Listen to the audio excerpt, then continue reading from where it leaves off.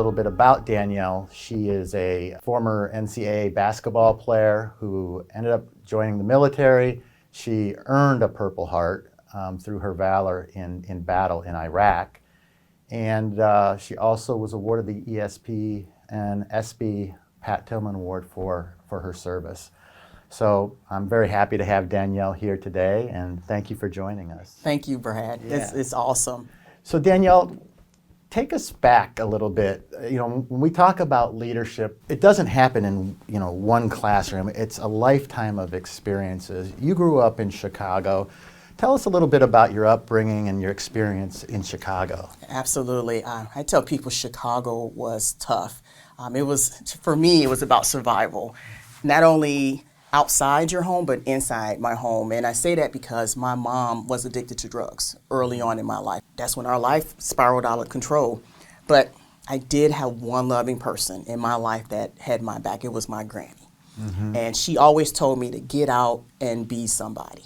And I was going to do what my grandmother said, do. And so I always kept those 6 words in my head. I loved my mom from a distance, but I knew I did not want to go down that path. And I was just 8 years old.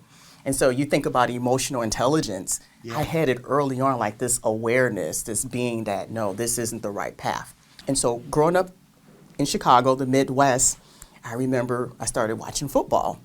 Mm-hmm. And this Catholic institution came on every Saturday afternoon, and whether you wanted it to or not. Right, it was on. And I'm like, what is this? And so all I remember was the 7-story mural of Touchdown Jesus, and I remember the Golden Dome, and I remember the church, and I remember the marching band, and of course it was the football game, but I said, gee, there must be something special about this place. Mm-hmm. And I felt this strong spiritual connection just pulling me, and I'm not Catholic, but I felt it, and I said, I want to go there.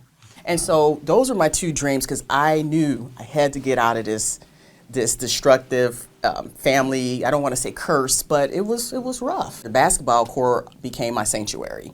Okay. And I didn't know how I was getting to Notre Dame, but I have this really cool story. So I used to play basketball. I used to sneak and go to the local high school on the northwest side of Chicago. Mm-hmm. And I remember playing ball at 12, and a stranger said, if you really work on your game, you could earn a scholarship. So at 12 years old, I said, gee, grades plus basketball equals scholarship.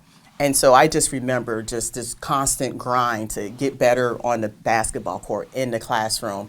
Went to high school, did really well, All-State, All-City, All-American. Next thing I know, legendary coach, and she's a Hall of Fame coach now. Coach McGraw started recruiting me, and she liked what she saw. She saw potential in me, and she offered me a scholarship when I was 17 years old. When I went to Notre Dame, it was culture shock. Mm-hmm. It was imposter syndrome, like, do I really belong there? Inferiority complex.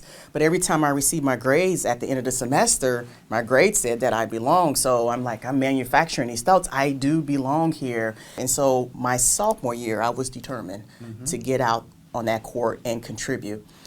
I get into the triple threat position, pass, dribble, shoot. I remember the first day of practice, and I ruptured my Achilles tendon. Oh, boy. Ouch. So I scoot over to the side, and I became an observer. And as an observer, I had the opportunity to see leadership in action. We started the season off with 14 girls. Yeah. By the time we made it to the Final Four, we had 7 scholarship players, and we suited up the manager. Oh, boy. That experience, because people left the program. People like me, I tore my Achilles. I remember Nielle tore her ACL. It was like all these injuries. But I got an opportunity to watch and learn that, life is tough. Just living is tough, but you don't have a right to quit. That's the whole thing. You gotta keep pushing through it. It's not the end of the world. So that's the first thing. You have to have a purpose. Every day, like when we get in the car, you don't just drive aimlessly. You have a point A, point B, so have a purpose, have a mission, have some direction. Continuous education, that's been like continue your education. After you leave Purdue, continue. So when you have knowledge, when you acquire that knowledge, you are obligated to share that with the rest of the world.